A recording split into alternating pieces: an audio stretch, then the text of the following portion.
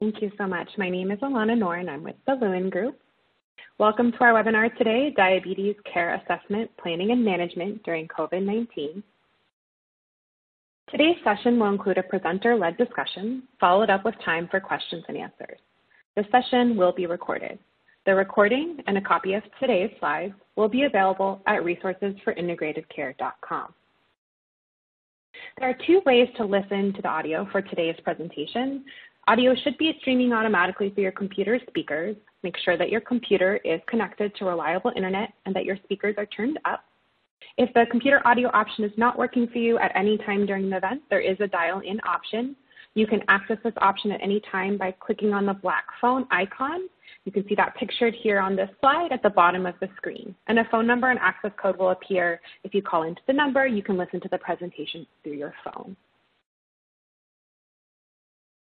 Continuing education credits and contact hours are available at no additional cost. We do strongly encourage you to check with your specific regulatory boards or other agencies to confirm that courses taken from these accrediting bodies will be accepted by that entity.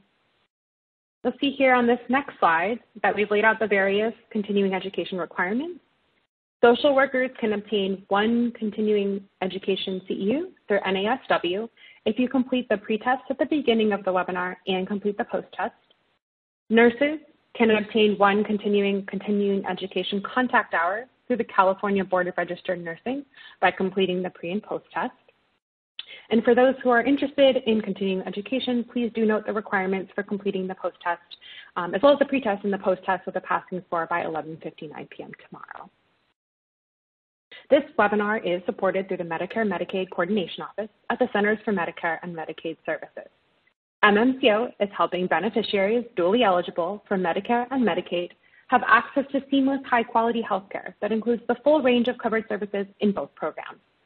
To learn more about our current efforts and resources, please visit our website, resourcesforintegratedcare.com, or follow us on Twitter. Our Twitter handle is @integrate_care.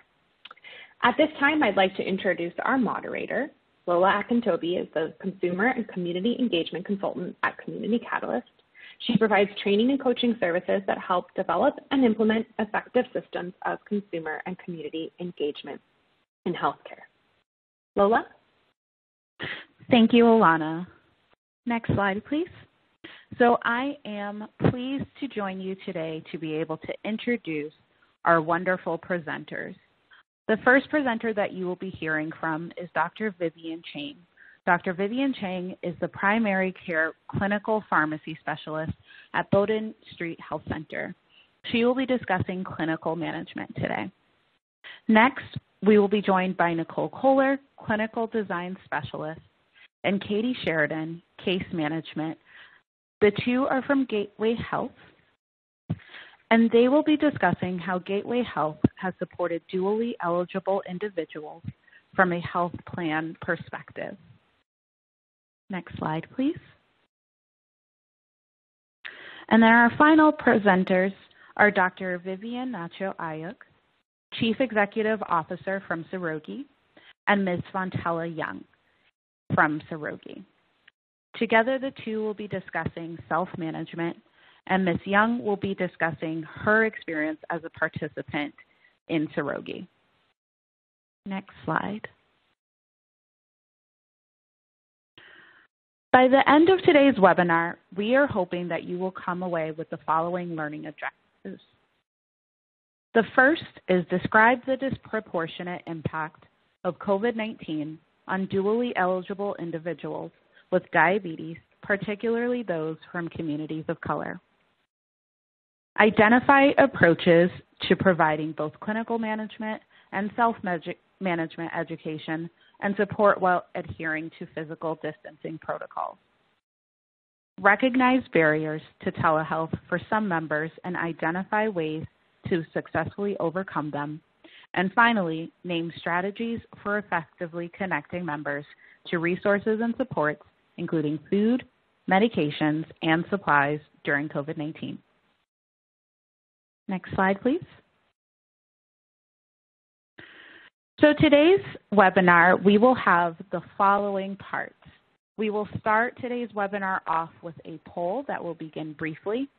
And then I will go into an overview of diabetes management. And then we will have our first presentation by Dr. Chang, where she will be presenting diabetes care management and the clinical pharmacist role during COVID-19. Then we will have Nicole and Katie discuss this diabetes management and interventions, followed by Dr. Ayuk and Ms. Young discussing diabetes care and telehealth. We will then close out with an audience Q&A and an evaluation. Next. So our first poll has the question, which of the following best describes your professional area?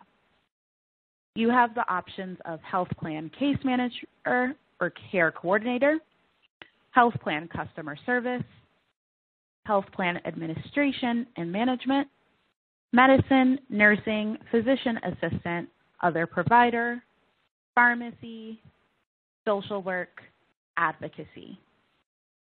Please find the option that best describes you, choose that, and then we will see where the majority of our attendants are.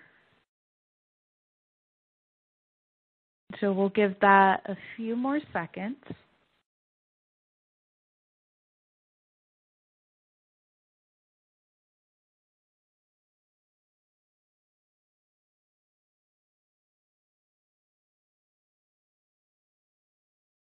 Okay, and can we advance to the results?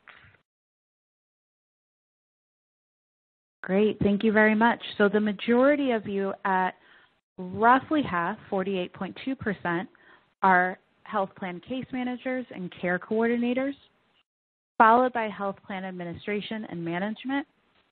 We have 12.5% of you in medicine and 1.2% in pharmacy.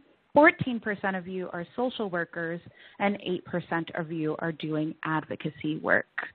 Wonderful to have all of you on today's webinar. And then we have one more poll question. In what setting do you work? Health plan, ambulatory care setting, long-term care facility, home care agency, community-based organization, consumer organization, academic research, other. And we'll take a few seconds for you to be able to respond to that.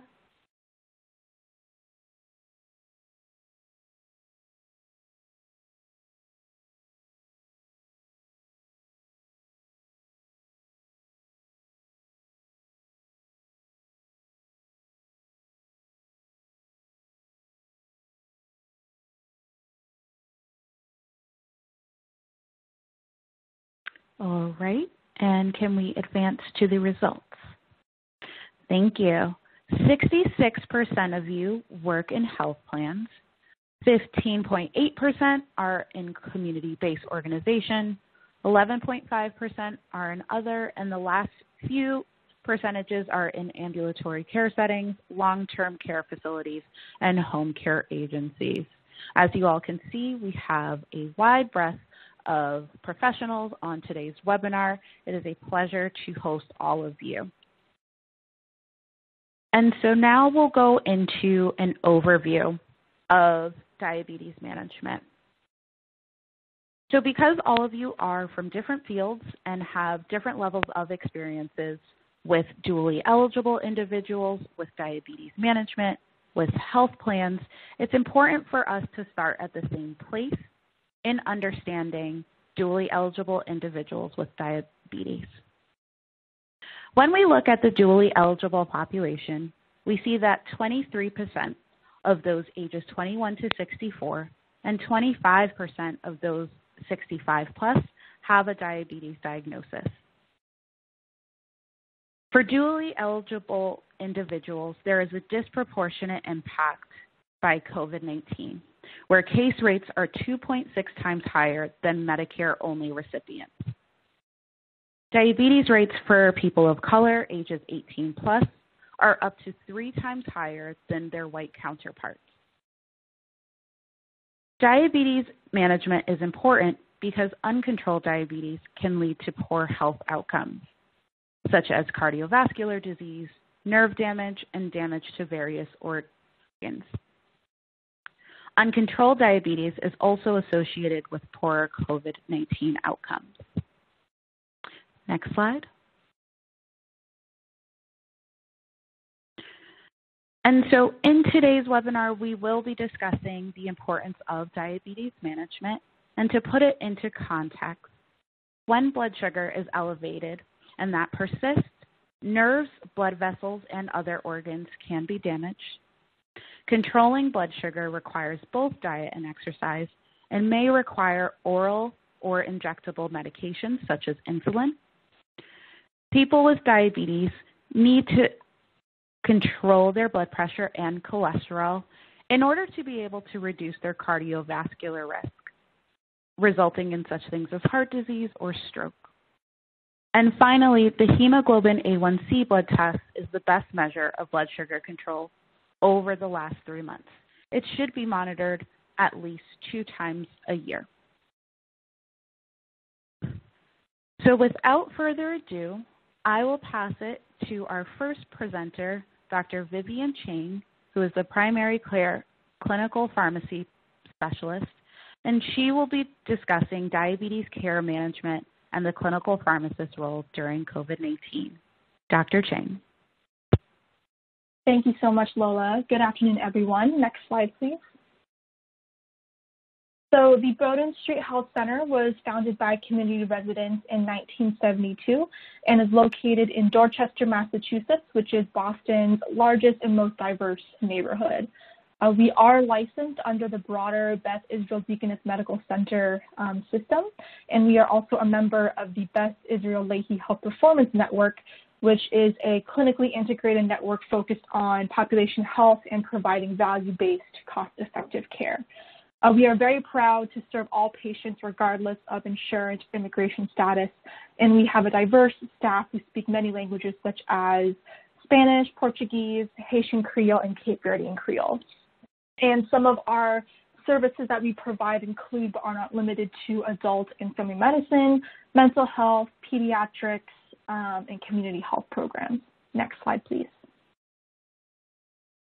So a brief snapshot of our patient demographics that are available. A little over 15% of our adults have type 2 diabetes, and 2/3 of our patients reside locally in the Dorchester neighborhood. As you can see, over half of our patients are Black, and then 22% of those patients are actually Cape Verdean, so we have a very specific and unique patient population here.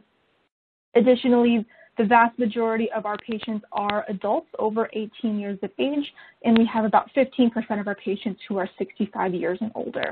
Next slide, please. So at Bowdoin Street, we have a couple different diabetes initiatives, but primarily we are taking a population health approach to managing diabetes. The goal of population health is to try to proactively connect with patients who have uncontrolled diabetes and either engage them or re-engage them for patients who are overdue for follow-up. And another goal is to also identify ways to better optimize their diabetes care. And specific activities that help support these initiatives include staying up to date on certain evidence-based diabetes medicines. And so over the last 5 to 10 years, we've had a bit of an explosion in different diabetes medicines, both oral and injectable, available to us. And many of them confer additional benefits beyond helping to lower blood sugar, such as cardiovascular benefits, renal protective effects. So we want to try to prioritize those as well. We also try to keep up to date on insurance formulary changes and costs for medicines. And we analyze data from our electronic health record system, and we can generate patient-level reports to identify potential ways to improve patients' diabetes medicine. And especially during COVID-19, having this proactive approach and using the lens of population health management has been super important for helping to identify our patients who have uncontrolled diabetes. Our patient population has been disproportionately impacted by the COVID-19 pandemic, and many patients who may still be hesitant to come into the clinic are at risk for continuing to go without care. Furthermore, this proactive outreach itself is critical because some patients may have challenges in getting to the office, whether it's scheduling appointments via phone, transportation issues, and so having this proactive approach is, we can still keep a handle on some of our patients who are so important to us. All right, next slide, please. So at Bowdoin Street, we have complex care management teams, and so we take a multidisciplinary, patient-centered approach. And so some of the members of those teams include myself as the clinical pharmacist, nurses, community health workers, behavioral health specialists, and others. Additionally, pre-COVID, we had programs such as diabetes group classes and the diabetes prevention program. We also have a wellness center located in the health center, which includes 2 exercise and activity rooms and a demonstration kitchen shown here in this picture. And so these resources were able to provide health education, physical activity, and also a feeling of community and support for our members and patients. Next slide, please. And so to highlight a little bit more about what I do as a clinical pharmacist, so I have a collaborative practice agreement with the Bowdoin Street physicians, and when they refer patients to me, I'm able to help co-manage patients with diabetes, hypertension, and high cholesterol. And so I hold my own appointments with patients via telehealth and in person, where I adjust and optimize medicines that align with both best practice guidelines, but also considering individual patient preferences and needs. Furthermore, I can help triage questions and concerns related to medication costs and formularies, order pertinent lab work that may be overdue, and also provide patient and provider education. Next slide, please. So to step back to talk about the impact that the COVID-19 pandemic has had on patients with diabetes, it's impacted them in a lot of different ways. The first being with gym closures, and especially over the winter, there's been less physical activity, which can lead to weight gain and worse blood sugar control. There have been less access to healthy foods, both due to financial stressors and potentially reduced access to grocery stores. Those financial stressors can also prevent people from accessing needs like medications, diabetes testing supplies, doctor's visit copays, transportation to clinics. Additionally, fears and hesitancy about COVID-19 exposure can result in less people wanting to come into the health center for appointments. And additionally, we've seen a lot of different offices have either closures or restricted in-person hours as well, which can reduce access. Furthermore, during the pandemic, we've seen the rise of technology and telehealth. However, many patients have either lack of access to certain technologies or have barriers to using the technology, which can impact their ability to engage in telehealth services. And finally, we also have to be mindful of the impact of the pandemic on mental health. So the isolation, the lack of social connections, and add on the stress of managing chronic diseases like diabetes, it can all take a toll. Next slide, please.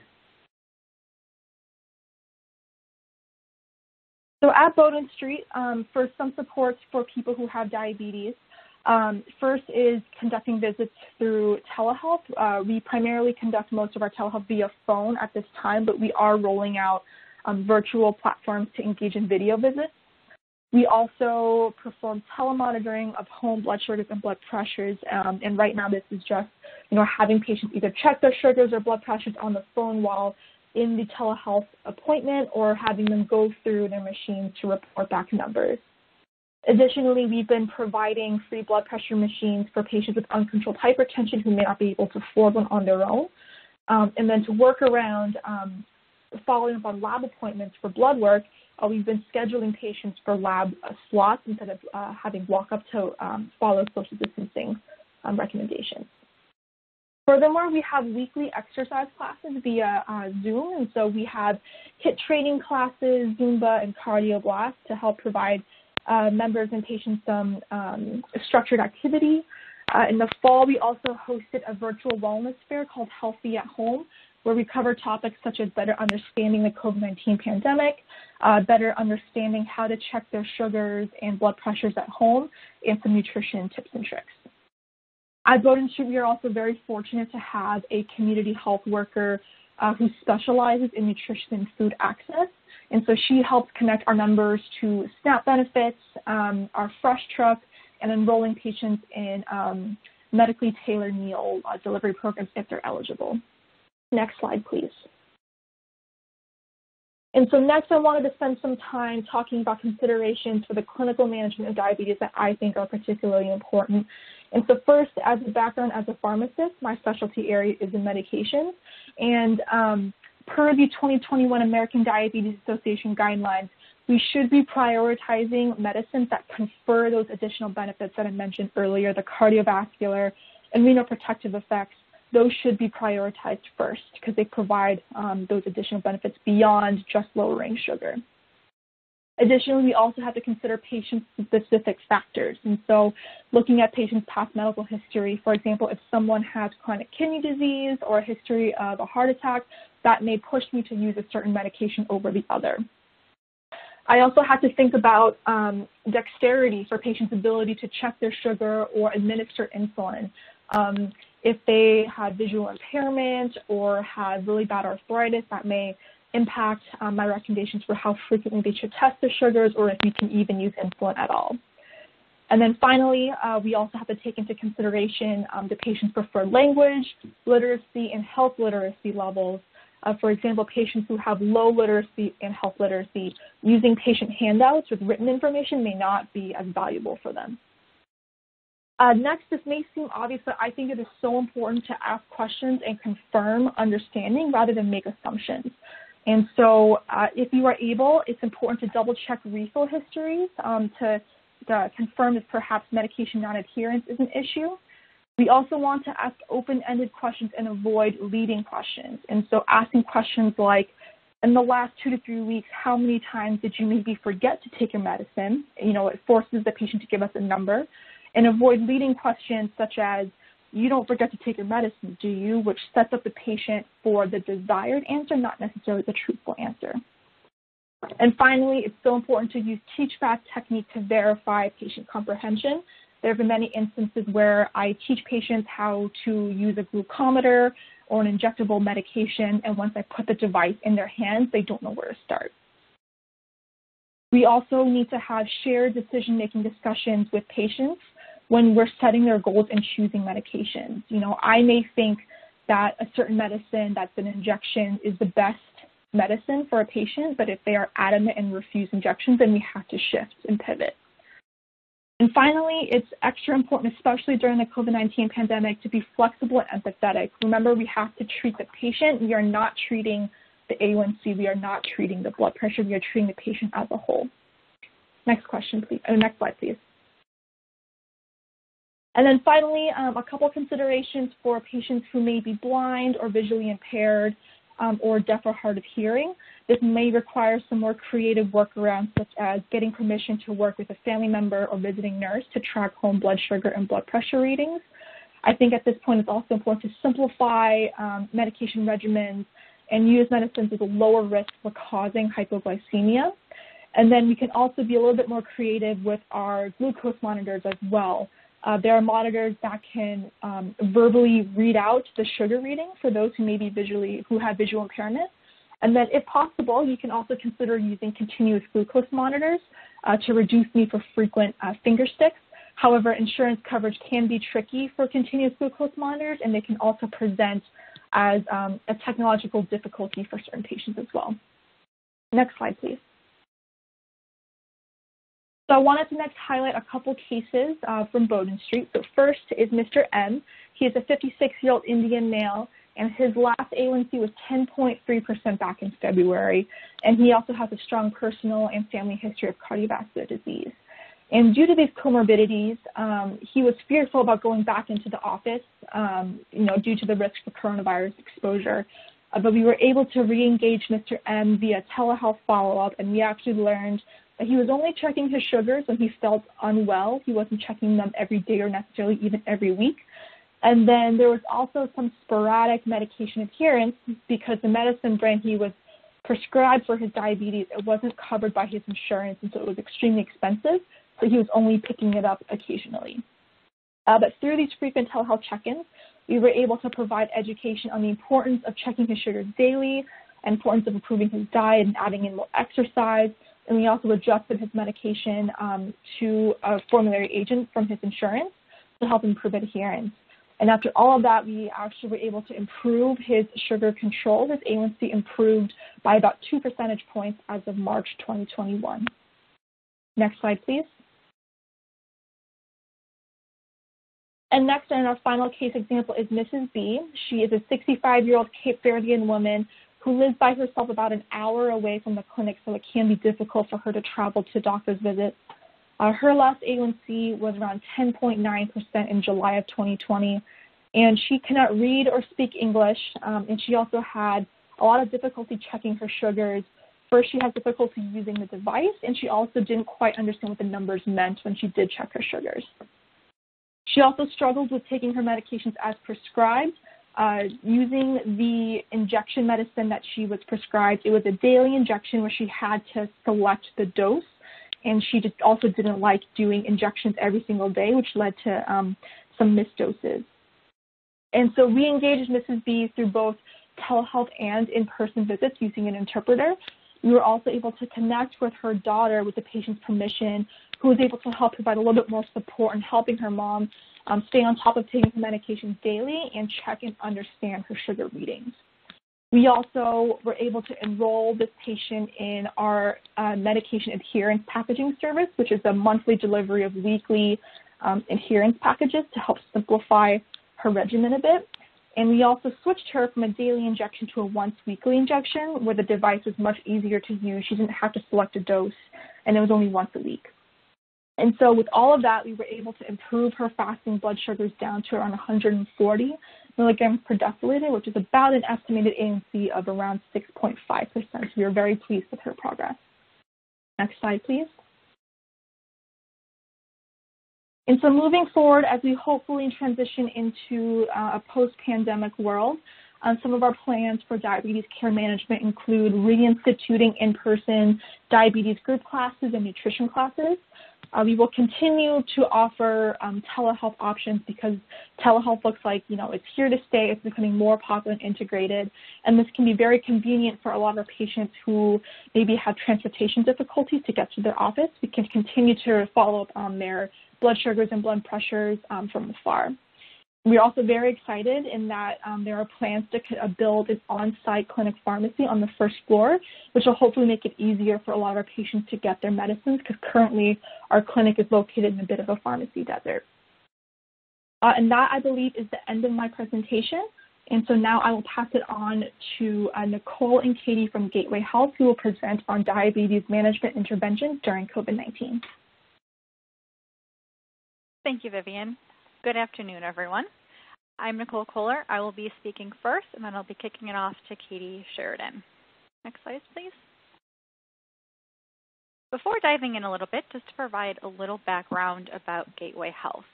We serve over 340,000 members across Pennsylvania through our dual-eligible special needs plans, or DSNPs, as well as our Medicaid plan.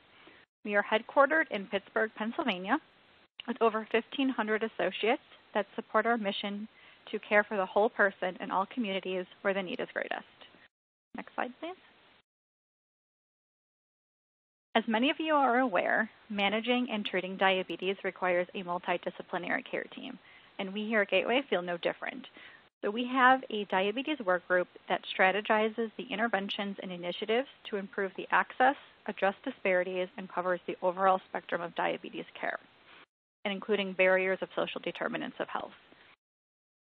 Making up this interdisciplinary care team are multiple departments. We have myself from strategy and innovation. We have clinical improvement, really pushing on those performance measures, medical management for clinical oversight and guidance, case management for intervention support and feedback, pharmacy to address medication-related needs as well as coverage. Analytics supports us with data. Move to the next slide. Case management provides the timely coordination to address our members' whole care needs, and which, as you can imagine, required some ingenuity and persistence during the pandemic. And Katie will speak to those in a few moments. The case manager here is a really key in our integrated care model and may be a registered nurse or a social worker. They collaborate with our members for care coordination, care transition, disease education, needs assessment for identifying barriers, and support goal setting and adherence to treatment plans. Many of our case managers work with our members through telephonic outreach. We also have a dedicated field-based teams that work with our members face-to-face, in person, and in the community. Prior to the restrictions from COVID-19, these field-based case managers literally met the members where they are. So whether that was within their doctor's appointment, at a hospital, within the member's home, or another safe and secure place within the community. During COVID-19 and currently, we developed processes and implemented them to support the members that were used to this, the providers that were also used to having our case managers there, to work remotely until we're able to resume working back in the field. All of our case managers work closely with the providers and community partners to support the needs. Members that require additional assistance with diabetes may be referred to our Certified Diabetes Care and Education Specialist, CDCS Wellness Coach. Members are also able to refer themselves 24 hours a day, 7 days a week through our online member portal. Next slide. So what does wellness coaching through our CDCS look like? Really focuses on the lifestyle improvement through education and counseling.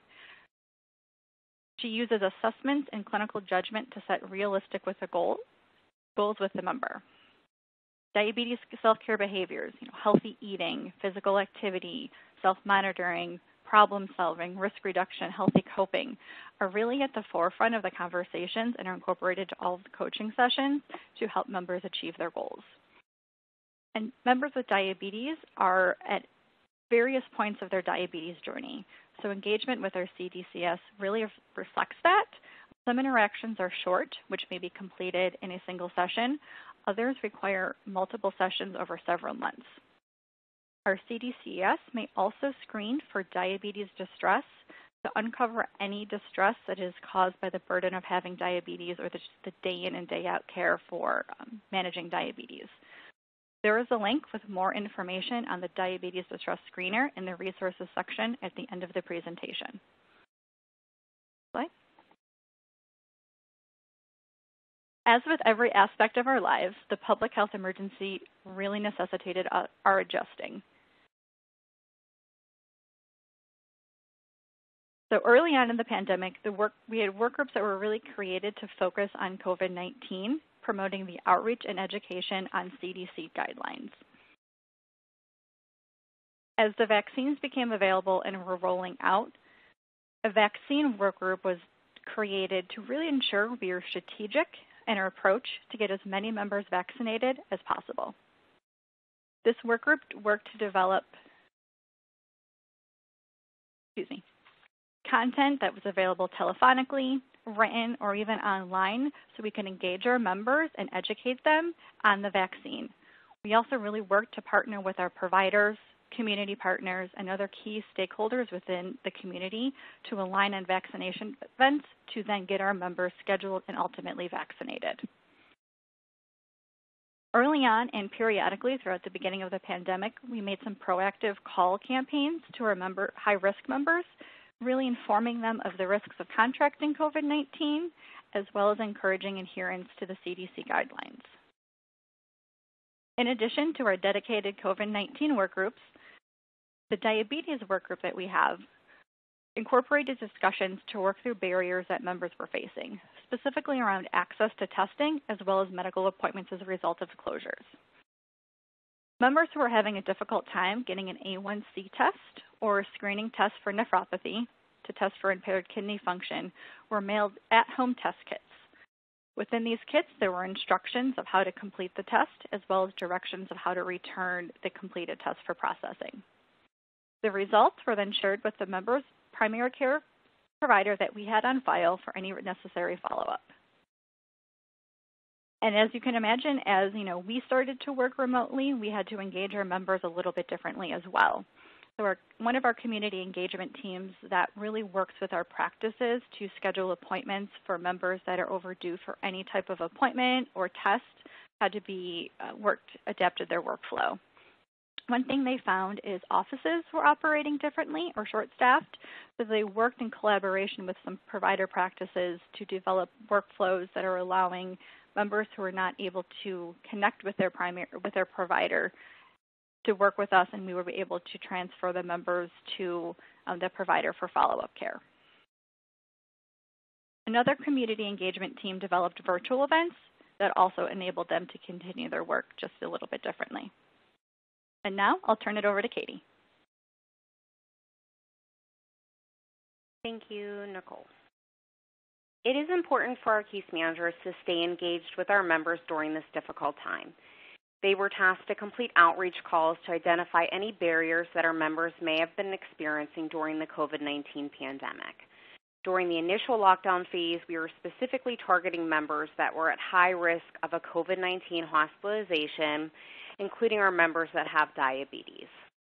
These calls gave our case managers the opportunity to provide COVID-19 education and information from the CDC, assess needs around social determinants of health, barriers to care, and physical and behavioral health needs, review plans for our members with diabetes if they were to quarantine or contract the virus, making sure they would have enough food or insulin for at least 14 days, and lastly, over the recent months, providing information on COVID-19 vaccines, addressing vaccine hesitancy, and scheduling agreeable members as well as their families for a vaccine appointment.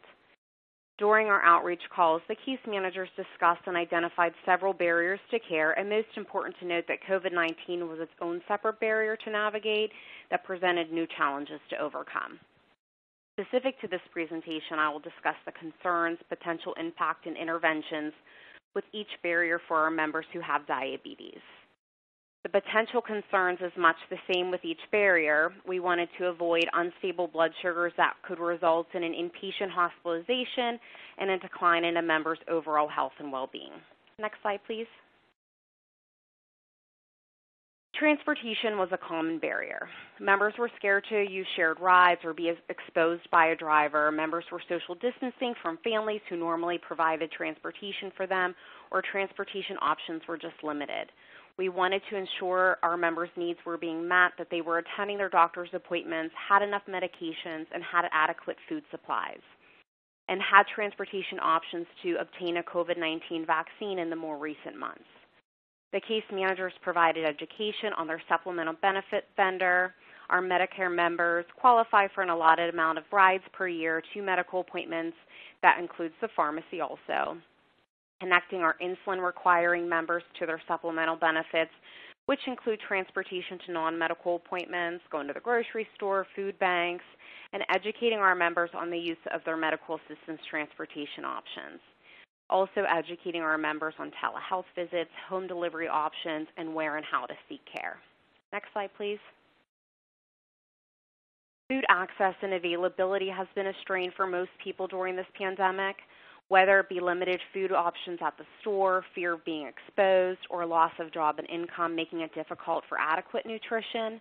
Our goal was to offer education on diet for diabetes, healthy eating on a budget, and accessing food bank resources. We were helping our members find food banks in their area, setting up appointments to pick up their food, referring members to our wellness coach for further education and planning, and using home delivery options if applicable. Next slide, please. Provider availability has been a struggle, as you've heard during this presentation so far.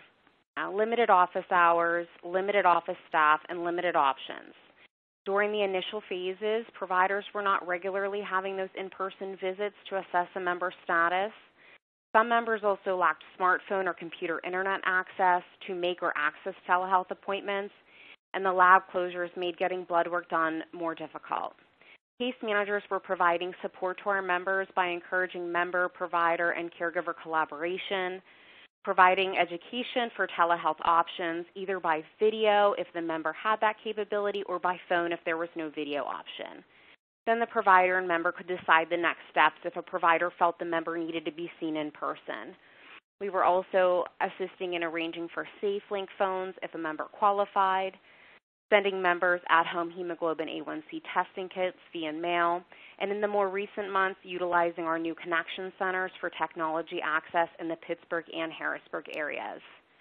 We were encouraging our members to discuss electronic medical record options with their providers if appropriate, also providing education on Gateway Health Plan's 24/7 nurse line availability for non-emergent needs. Next slide, please. Our objective was to ensure that our members' needs were met and obtaining their medication would not be a barrier or something that they would have to stress over. It was significant to inform our members of their options if they were avoiding exposure by leaving their home or had any transportation concerns. Gateway had increased the allowance to be filled for a 90-day supply for all medications. This also included testing supplies for diabetes. Copays and fees were waived for diabetic testing supplies in 2020, and there were no copays and fees for diabetic testing supplies in 2021. Arranging for pharmacy delivery and at-home medication packs, either with their own preferred pharmacy or utilizing a mail-in pharmacy. We were also encouraging our members to speak with their providers regarding glucose monitoring options. It was discovered that members were testing their blood sugars more during lockdown and running out of testing strips. So just having those open communication with their provider regarding their best options. Next slide, please. Mental health is its own separate barrier, much like COVID-19. Our concern was members were at risk for increased depression and anxiety related to the pandemic, fear of exposure and increased social isolation. Increased depression and anxiety with a member who has diabetes can lead to a lack of testing, poor nutrition, lack of exercise, and not taking medications appropriately. Our case managers were arranging telehealth visits to talk with their providers, providing education on coping skills, connecting members to behavioral health providers, and referring members to virtual support groups. We also utilized our governor's mental health resources and their 24/7 support line that became available during the COVID-19 pandemic. We had definitely seen an increase with our engagement rate with our members during the lockdown phase. They were more responsive and willing to work with our case managers to find assistance. Next slide, please.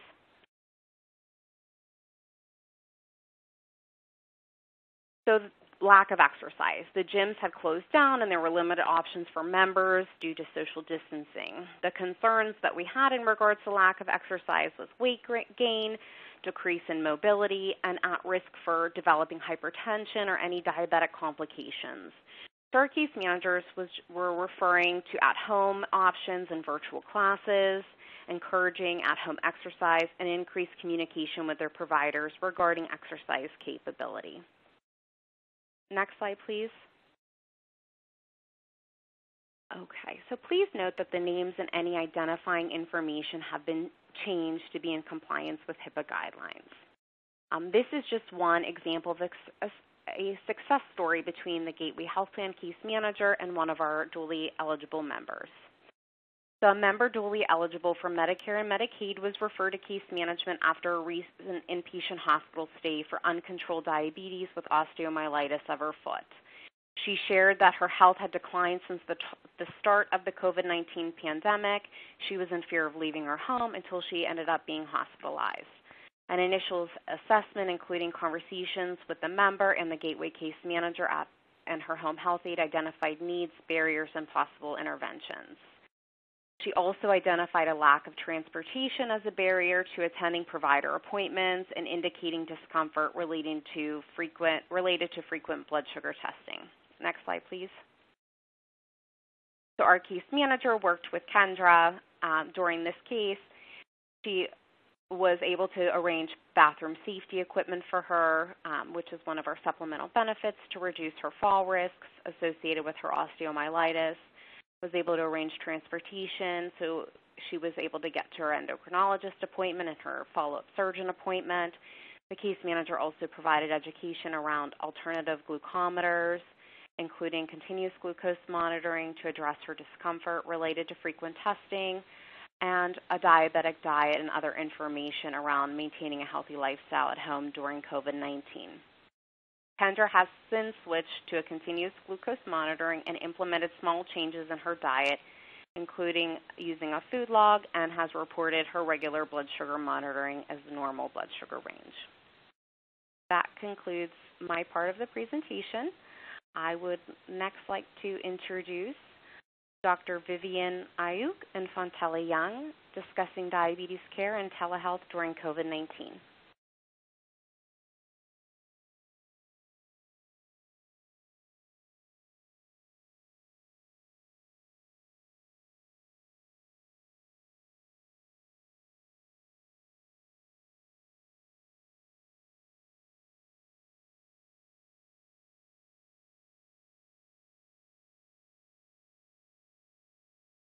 Dr. Ayuk, if you're there, I don't think we can hear you.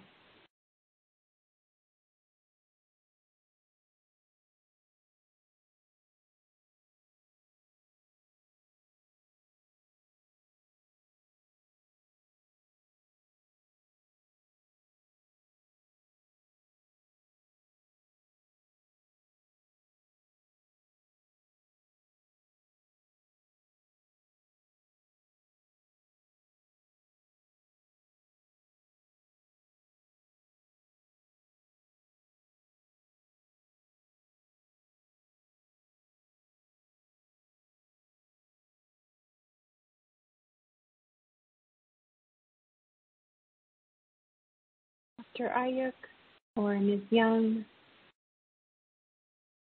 we can't hear you. You might be muted.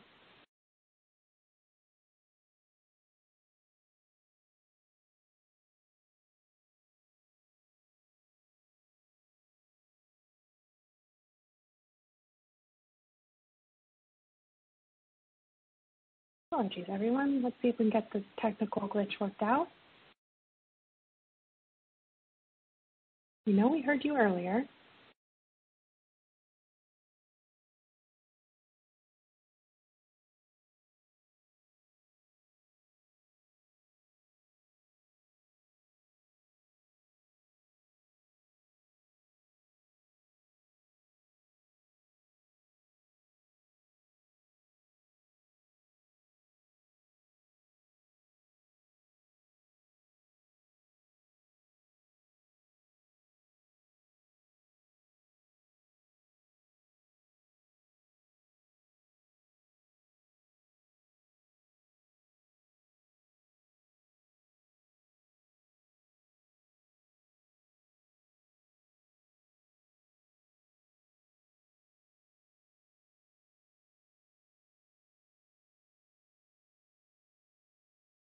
Hello? All right, I think we can hear you now. There was a bit of an echo. All right. I apologize. I'm not sure exactly what happened. But we'll take it from here. Good afternoon, everyone. I am Vivian Ayuk, and I'm CEO of Sorogi. And thanks for the opportunity to share our experience providing diabetes care and support during the COVID-19 pandemic. And I'm also joined by Ms. Fontella Young, who was a participant in our program, and you get to meet her shortly. Next slide, please.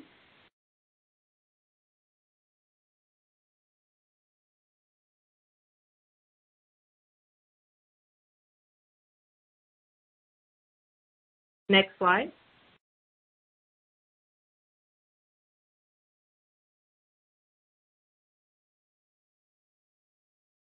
A little bit about Sorogi, and we will get into the participant demographic. Sorogi is actually a health and wellness company out in Washington, D.C. That's where we're located. And most of the participants that we serve come from Ward 7 and 8. We primarily provide education and support to people who live with diabetes or hypertension or have hypertension. And we also support the providers who care for them by providing them with education opportunities on how to work best with community organizations such as ours. Like I mentioned, majority of the participants that come into our programs are from Ward 7 and 8, and we have 8 wards in Washington, D.C. And if you look at the map on your right, you'll see that, Ward 7 and 8 have the highest percentage of residents who have diabetes. Overall, in the district, 9% of the population do, but in Ward 7A and also in Ward 5 and 6, you see that we do have double-digit numbers. Majority of the participants in our program do identify as African Americans, and also Ward 7 and 8, which is where we get a lot of referrals from, have the highest percentage of food deserts. Over 3/4 of the total food deserts in DC are located in Ward 7 and 8.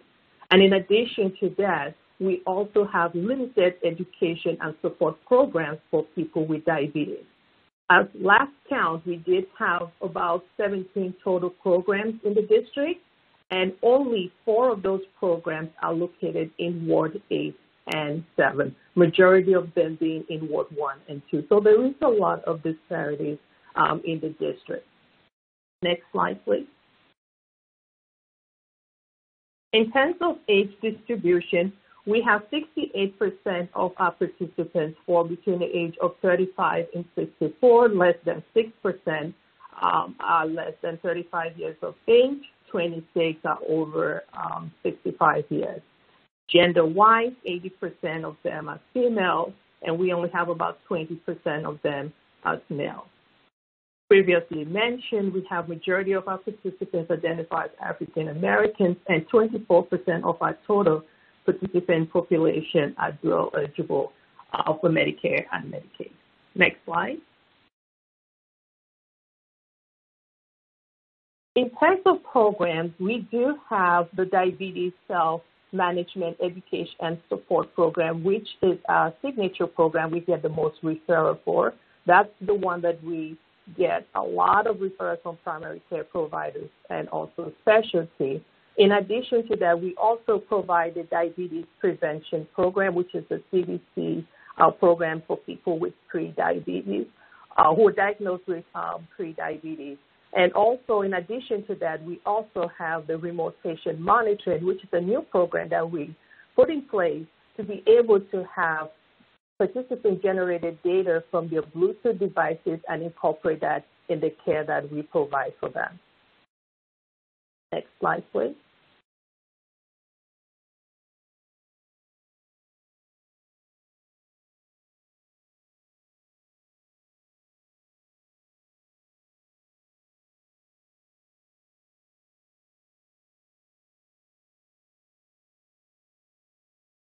Next slide.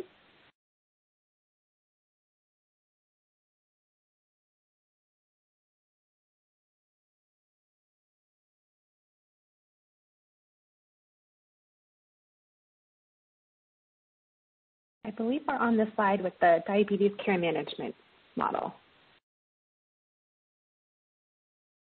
With the picture of the patient there.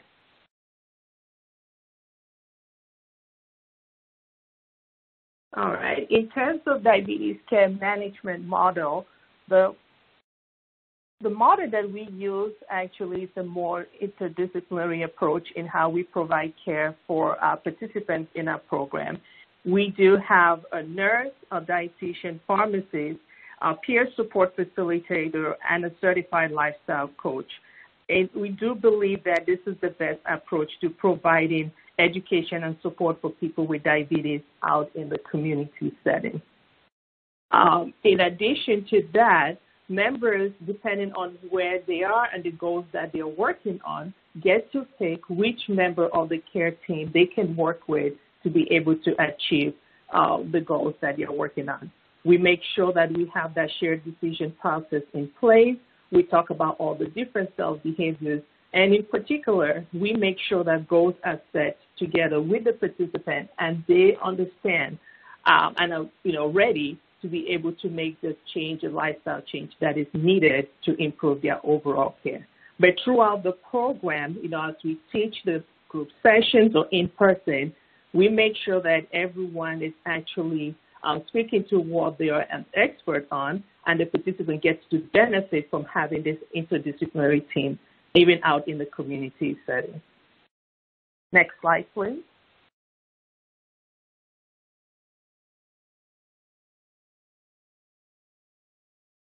Our team, mentioned before, it's an interdisciplinary team, but in that study, the Certified Diabetes Care and Education Specialist takes the lead role in managing the overall care for our participants. This is the person that would actually make sure that they conduct the initial assessment, make sure that, we have all the required labs. We make sure that we also go and work with the patient hand in hand to develop the short and long-term goals. So this is who actually set up everything that then happens in the program.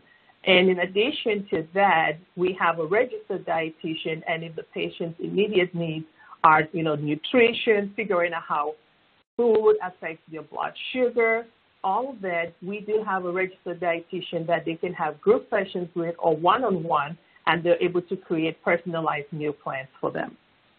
Our registered dietitian is also able to provide medical nutrition therapy out in the community setting. Our pharmacist is in charge of the medications. We don't make changes to medication therapy, but we make sure that our participants understand how taking their medications really affects their overall care, making sure that we don't have non-adherence issues. If there are barriers to access to medication, those are the things that a pharmacist would address. And we're in constant communication with the referring providers to make sure that if there are any gaps in care, if there are any medications that are missing that are required, that we bring this to the attention of the providers and that is addressed. Our peer support coach is there, to facilitate the peer support sessions, to just make sure that it is a welcoming space to provide the participants feel comfortable sharing and everyone feel respected in that environment. So it's not a really structured program, but it's more so that participants can learn from each other, and they're there to make sure that, it's a very respectful space and everyone gets an opportunity to share and get something useful out of those sessions. We do have the lifestyle coach who then facilitates the diabetes prevention sessions and also supports our certified diabetes care and education specialist. Next slide, please. So, little background. Sorogi actually started out of FlexCare Pharmacy. The pharmacy was created, a diabetes program to address the needs of its patrons. And over time, due to challenges in space and staff, we made the decision to actually create Sorogi that was going to be solely responsible for the education piece. But both organizations still work hand in hand, and the pharmacy has been a great referral source for Sorogi. A lot of the times we find out that there are changes in therapy or changes in status, or when someone is newly diagnosed, we don't find out until they show up at the pharmacy to actually pick up a prescription. And that's a really great opportunity for the pharmacist to now refer them into the Sorogi program for them to get the additional support that they need.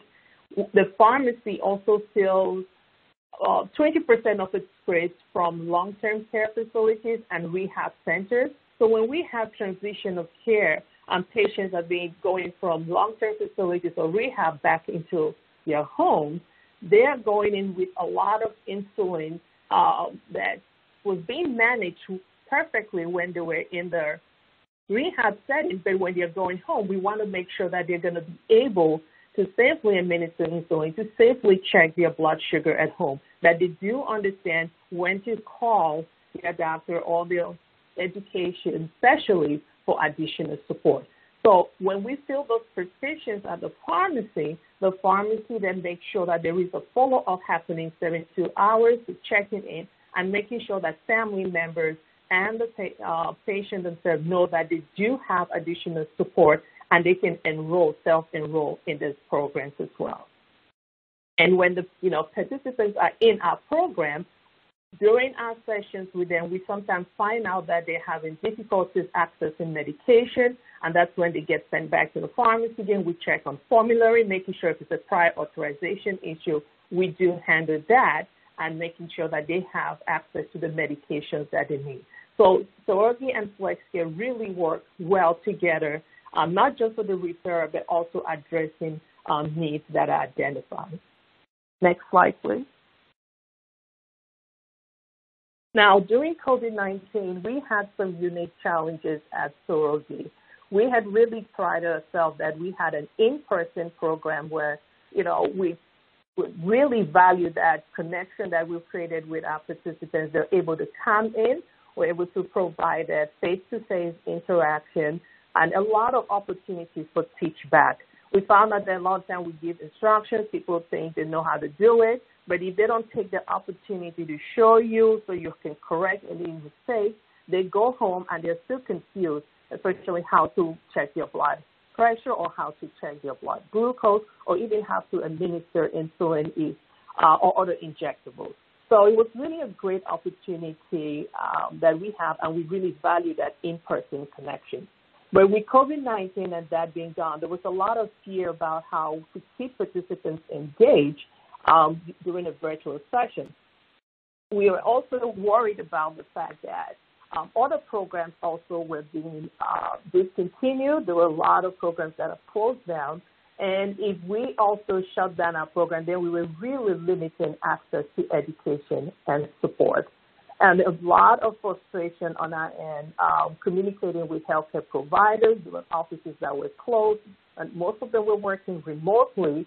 And with reduction in office staff, we're not able to access blood labs the way we used to, communication around refills, all the things that were important in managing the patient's care were being lost. So these were the challenges that we faced with COVID in our program, but we still made the decision that it was better out for us to try to figure out a way to move forward and not shut down the program completely because of COVID. So we made the decision that we were going to move everything to a virtual program. Next slide, please.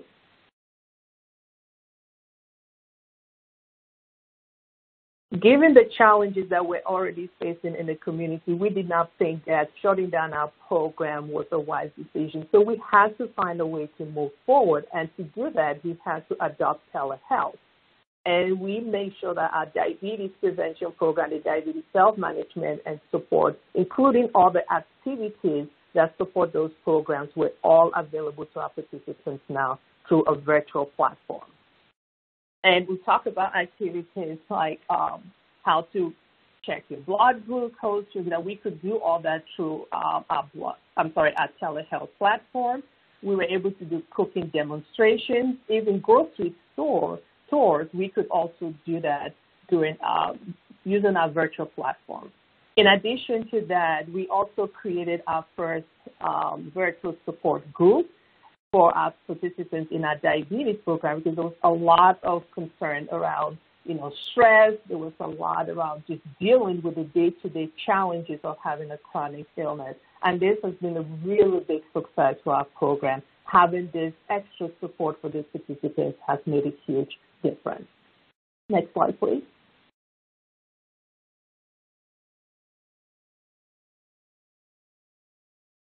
One of the benefits of actually having moved from a virtual platform is that we were able to also handle the challenges of transportation. When we were meeting in person, a lot of times our participants struggled with transportation. That was a major barrier for coming to classes. And moving into the virtual platform really was very helpful, because now they could be home and not have to miss any class at all. So that was really helpful. And we also went further to make sure that participants who did not know that they had benefits such as shared rides, that we were able to let them know. But in terms of COVID, having that telehealth as an option was very helpful, especially for those who were already having transportation issues. Education around effective use of devices, that was really great, because we had situations in the pharmacy or even in our program where participants were provided with blood glucose machines and they go home and we never hear back from them. And, you have canceled appointments and you're never quite sure if the participants, knows how to do it well at home and they were doing it accurately. But having that telehealth and being able to have that video option to watch them do it, we at least could guarantee that the participants were doing it correctly and they were checking their blood glucose at home. And also we were able to provide blood pressure monitors through agreements with local insurance plans. And that was also important because now the participants also had a blood pressure monitor that could support telehealth. We provided grocery cards to help, with fresh fruits and vegetables. And I previously mentioned the virtual tours were really helpful with the cooking demonstrations as well. In addition to that, we worked really hard with our local insurance plans to make sure that devices that participants need, such as CGMs or blood pressure monitors, that they were able to have access to that. We would walk through prior authorizations as needed for our participants so they had access. And finally, we also contracted with a local fitness instructor who was able to provide weekly virtual physical activity sessions. Next slide, please. Now, in terms of barriers to our telehealth, the initial one that was very something we had to really work on was technology. A lot of our staff members were not familiar with the telehealth platform, and it was a learning curve. So we had to spend the first few months, making sure that everyone was comfortable with the technology that we have adopted, and also to make sure that we were going to be able to change our curriculum so that it could fit and something that we could deliver in a very engaging way virtually. So we spent, I think, 2 months or so making those adjustments. In addition to that, too, our participants were not very familiar with this technology. So we spent a lot of time creating workflows, guides for them to make sure that before you had a one-on-one visit with either the registered dietitian or the certified diabetes care and education specialist, that there was a pre-appointment call where we checked in, make sure they had the right technology, they were comfortable, they knew the link and what time the appointments were. And when we put that in place, it was very helpful, and it made sure that we had really good conversations with the participants when they finally joined. So a lot of work had to go in making sure that not only were staff comfortable with the technology, but participants as well, and they had the right cell phone or smart devices to be able to connect. One of the challenges that we found is that not all the participants had the right technology. Not every one of them had a smartphone. And one of the ways we deal with that was that we just would call them over the phone. We have to meet people where they are. It was either that or there was nothing for them. And we felt like calling them, and a lot of times they just had questions, and we were able to address this over the phone. So it was not perfect, but it kept them connected, it still kept them engaged in the program, and we could still provide some level of support. Next slide, please. Engagement in our programs, one thing we worried about before, during COVID was how are we going to be able to manage that group dynamic, especially when you're on a virtual platform. There's a lot of distraction, background noise. How are we going to do that and still keep it a very productive session? So one thing we did was we made sure that we reduced the curriculum to 30-minute sessions. You need to have it as an hour and a half, but we break it down to 30 short minutes, practical things that people needed. We included a lot of visuals rather than having a lot of PowerPoint slides. Plenty of opportunities for questions and for participants to share their personal experience as well. We found this to be really helpful and really kept them engaged as compared to having them to be really long hour or hour-plus sessions. And another barrier that we discovered in our program, which we did address, was also to create, which I already discussed, that peer support group, because there was a lot of demand for a space where people could just come in and share and not feel pressure depending on what they were going through, just listening to each other, knowing they were not alone in this journey and that there was support out there in the community that they could access virtually. So next slide, please. At this point, I'm going to bring in Ms. Fontella Young. She actually was referred to our program. She self-referred into a program during the COVID-19 pandemic, and we were able to successfully onboard her. And at this point, I'll let her share her experience, what she's gained by being part of our Sorogi program. Ms. Young?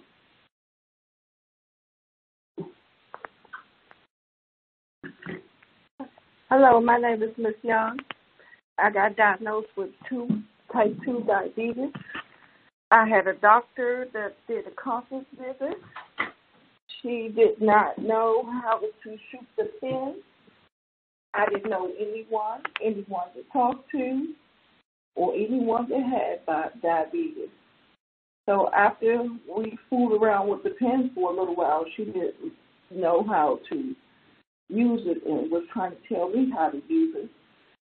Like Care Pharmacy called me, and when they called me, they showed me how to shoot myself. They showed me what was good numbers, what was bad numbers. We had meetings. We had support groups. We had grocery shops, going to grocery stores, and it was really helpful, and I really loved it. And I promoted it in the medical field where I went to the doctor, and it was real helpful for my community. And I loved everything about this, and I just pray to God that we'll just keep this program. Thank you, Ms. Young. Next slide, please. And Ms. Young, just to share a little, I know we are almost out of time. She came in, like I said, really not knowing anything about diabetes, and through this program was able to get the support that she needed. Now, we're talking about lessons learned. I would say for our program, if it's trying to reach, really hard communities that are not engaged in care, I would say for us, lesson we have learned is that it starts with building trust. And we have been in the community for a while, both as from the pharmacy and also now as Sorogi. They need to know that you're here and you're here for them. Once you have that, which is what we'll be able to build through our pharmacy and now through Sorogi, is that you leverage that. They come into your pharmacy, always have, participants or patients that come in more frequently than they see their primary care provider. So having that great relationship with our community pharmacy, people are able to now easily come into the program believing that it's there, they're willing to listen, and they're willing to participate. Also, when we have them in our program, we want to make sure we address their immediate needs. You have to meet people where they are and address what is of most concern to them. When we do that, we find out people are much more receptive to hear more and to do more to improve their overall health. Another lesson we learned with this is that you have to make sure that your team have the right tools and resources to be able to do the work. And it starts with reevaluating your workflow, making sure that you have the right technology available for them to do their work by telehealth. We also make sure that we collaborate with other programs also, because our program does not address every need, such as mental health is something that our program still struggles with. We are looking into partnering with other organizations in the community where we can refer our participants out and they get that extra support beyond the peer support group. And, of course, I mentioned we have continuing education for the staff, making sure that they are up to date with treatment guidelines, the new research, and making sure that we're providing services in a way that is very respectful of the community and the things that are important to them. Next slide, please.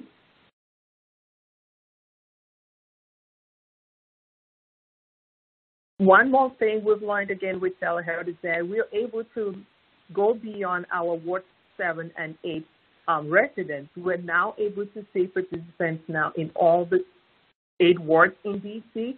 and also seeing participants from Maryland as well. This technology has been really helpful and helping us to really expand our programs beyond Ward 7 and 8. And we do believe that there is a role that technology plays in diabetes self-management and can be very, very beneficial.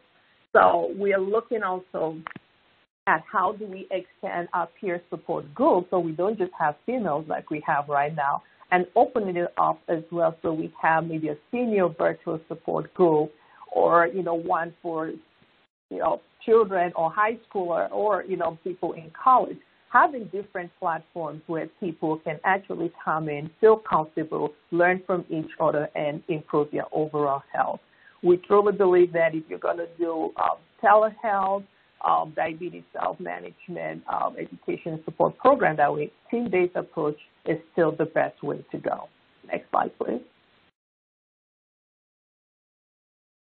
Going forward for Sorogi, we are going to continue with telehealth, but it's going to be more of a hybrid model now because we did recognize that, this was great. It worked during the pandemic, but we did lose some participants as well who we could, did not have the right technology and we could not provide what was needed for them to be able to join the classes online. So we believe that a hybrid model is the best way to move forward. And also, we are going to be sharing the findings from our program with the important stakeholders in the community, like our DC Department of Health and also the managed care organization, so that this, what we find out during COVID can be used to improve care for the residents of DC. And I mentioned earlier, we're looking at partnering with behavioral health specialists so we can easily refer, not just refer, but also get feedback and follow up as to how the participants are doing and how we can continue to support them in our programs as well.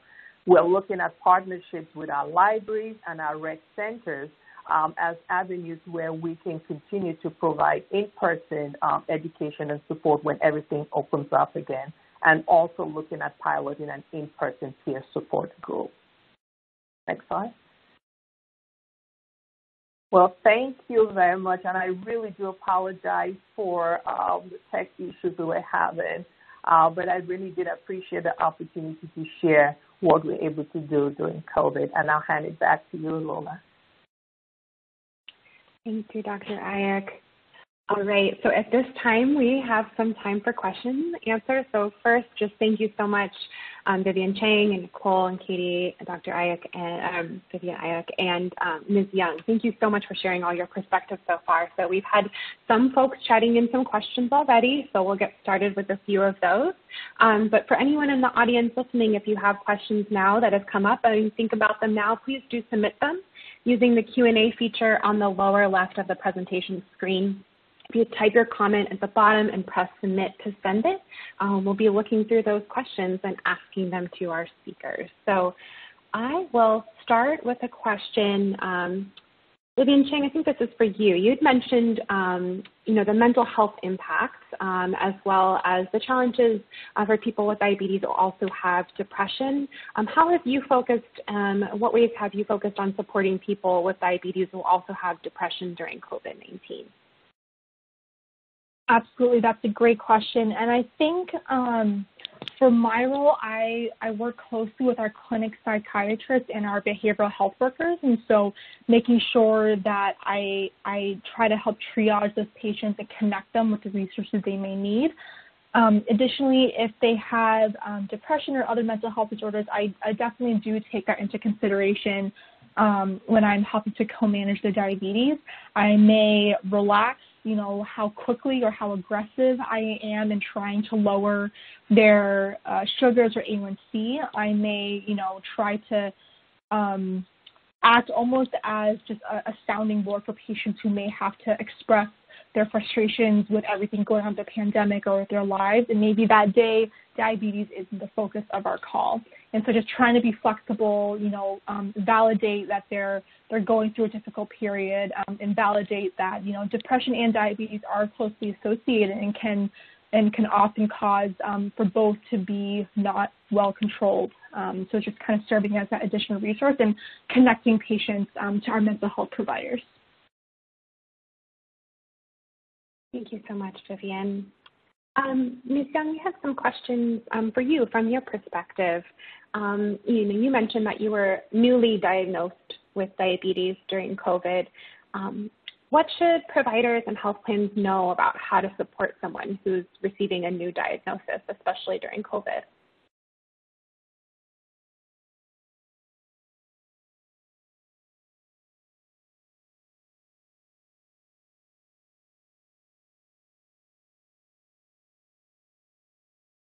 Ms. Young, if you're speaking, you may be on mute. I don't think I can hear you. Could you repeat the question? Yes, absolutely. So you mentioned you were newly diagnosed with diabetes during COVID. What should a provider or a health plan staff person know who's supporting somebody who's newly diagnosed? What was helpful for you in terms of the support that you needed? What did I get was Sorogi and Blessed Care Pharmacy that called me to show me how to do what I need to do to shoot myself, to the support groups, to calling, checking, and seeing if I knew what to do, gave me a book, showed me. That really helped me a lot. The walking, I didn't know anything, anybody, anything. Thank you. That's really helpful. Dr. Ayuk, I might also, as a follow-up, ask, is there anything that you do specifically when you're thinking about supporting someone who's receiving a new diagnosis? Absolutely. And from the primary care providers, it helps if they are aware of all the support programs that are available in the community for the participants. It helps that, once someone is diagnosed, they have that initial education that happens in clinic, that they do get a referrer to see a certified diabetes care and education specialist. Because a lot of the time what we find out in our programs that people come in and they don't remember what the doctor said. They are all confused. There's a lot of distress, a lot of emotions involved. It really helps when they get that referral. So I would encourage any primary care providers, not enough to just say, hey, we're going to prescribe medication, go to the pharmacy and pick it up. It must be followed up with a referral to a diabetes program so that the participant or the patient does get the support that they need in between those office visits. Thank you. That's very helpful. So in Vivian Chang's presentation, she mentioned supporting an individual with diabetes who had a family member who was providing support. And we know that many individuals with diabetes, including older adults, have family or friends that provide important care. They may help them monitor glucose or administer insulin or other medications. And I was wondering, Katie and Nicole or Vivian Ayuk, if you have anything to add about any strategies that you might, that you particularly use to support and work with family caregivers of people with diabetes. So Katie or Nicole, maybe I'll start with you. Yeah, hi, this is Katie. So as long as we have appropriate consents on file or verbal consent from the member, we can provide the same level of support and education to assist the family caregiver. So just encouraging blood sugar logs, educating for diabetes, and then just encouraging a diabetes plan with the provider. Thank you, Katie. And Vivian, do you have anything you would add about supporting or working with family caregivers? Absolutely. And same here, as long as we have that consent, we open up our program so they can attend a group session as well. And we've had several family members take advantage of that. And they get to learn a little bit more about the condition. They get to know how best to support the person, being a little bit more patient, knowing that, it's a process. It's not something that you take a Tylenol for and it's over. But just getting to learn how best to support the person, how to act. For the person who has diabetes, they want to be supported. And also we make sure that they know that they also need to take care of themselves as well. And what we find out is that behavior changes works well when, it's incorporated by the whole family. When we talk about healthy eating, it's not just for the person with the diabetes. It's much more successful when it is a team approach, when the whole family is involved in it. They are much, much likely to be more successful. And finally, telling them they need to take care of themselves as well. They need to be able to recognize when, there is stress, there's anxiety, and to seek help for that. In addition, we open up our support group too. And I think there are a few family members who have really taken advantage of it. They feel more comfortable now. They feel like they have a better understanding of what they need to do to support their loved one. Thank you so much. All right, so I want to get a chance to have you all reflect for us. So I'll ask each of you this question. What's one lesson learned in terms of diabetes management during COVID, or a change that you made to your approach to diabetes management during COVID that you want to see continue in your program? And Vivian Chang, maybe I'll start with you. Sure. I think coming from my training as a clinical pharmacist, we are so kind of numbers oriented. We are go, go, go, let's get these sugars down, let's get these blood pressures down, calling patients every 3 to 4 weeks. But with the pandemic, that's forced everyone to have to shift a little bit. I think something I'll carry into the post-pandemic world is it's okay to slow down sometimes and take your time in establishing that trust with the patient, establishing that relationship. And it's okay to take your time to work with the patient to get them to their goal A1C or goal blood pressure. Thank you, Vivian. That's wonderful. Katie and/or Nicole, either one or both of you would like to share about a lesson learned or a change that you've made to your diabetes management approach during COVID. Yeah, I think one thing that we've noticed was the eagerness for our membership to embrace some of the technology that was available and using the technology, specifically telehealth, that was available. I think that was something that was refreshing that we were seeing, and hope to be able to use that in different ways as we move forward outside of the pandemic as well.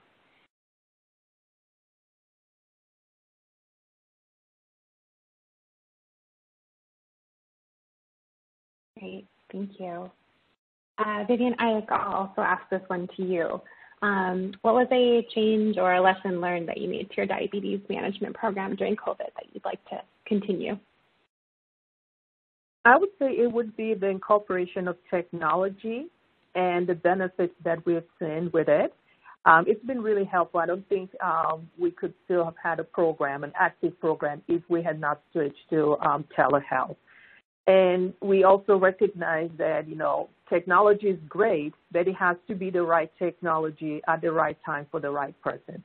So those were all lessons learned and things that we plan to build on as we move forward post-pandemic. Wonderful. Well, thank you all so much. And thank you to everyone who has been chatting in questions as well. We'll certainly take a look at those and follow up with everyone. At this time, though, please do send any additional questions. If you have any, you can email us at ric@lewin.com. And we'll just remind everyone that the slides for today's presentation, a recording, and a transcript are going to be available on the Resources for Integrated Care website shortly. As a reminder, if you are interested in earning NASW CEU or the continuing nursing education contact hours, please take the post test. You must take the post test by 11:59 p.m. Eastern Time tomorrow, Thursday, May 6th, with a passing score. You can also take the post test multiple times to earn this score. We also wanted to let everyone know that additional resources, some of which we were sharing during the webinar, they're all included on slides 60 and 61 at the end of this presentation. You'll be able to see those if you download the slides from the website as well. And we've included a number of resources, like I mentioned, that were mentioned during the presentation. Well, we're now at the end of our presentation today. Thank you so much for joining us. Please do complete our brief evaluation so that we can continue to deliver high-quality presentations. If you have any questions, please don't hesitate to email us at ric@lewin.com. And just thank you so much again, Vivian Chang and Nicole and Katie and Vivian Ayek and Ms. Young for sharing your perspectives. I know that your perspectives have been very valuable, and we all learned a lot today. And thank you everyone who joined and tuned in today. Have a wonderful afternoon, and thank you so much for your participation.